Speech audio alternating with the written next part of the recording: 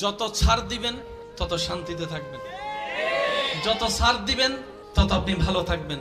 হীরা এমনি হয় না, অনেক পথ পার হয়ে হীরা দামি হীরা হয়। স্বর্ণ এমনে তেমনে স্বর্ণ হয় না, কত গরম আগুনের ভিতর দিয়ে গিয়ে তারপরে সেটা হারে রূপ হয়, তারপরে সেটার দাম 2 লাখ 3 লাখ টাকা দিয়ে মানুষ কিনছে।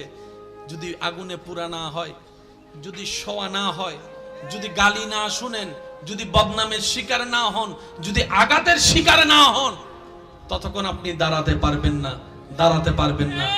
যাদেরকে দুনিয়া ভাঙতে চায়, আমি শ্রদ্ধার সাথে ভালোবাসার সাথে অনুরোধ করছি আমার ভাই বোনদের কাছে, যদি কখনো দেখেন দুনিয়া আপনাকে ভাঙতে চাচ্ছে, নামাতে চাচ্ছে, ধ্বংস করতে চাচ্ছে, আপনি রবের উপর তাওয়াক্কুল করে নবীর প্রেম ভালোবাসা নিয়ে একটু ধৈর্য ধরে সময়ের অপেক্ষা করবেন, সময়ের অপেক্ষা করবেন, রবের হুকুম আসা পর্যন্ত সময়ের অপেক্ষা করবেন।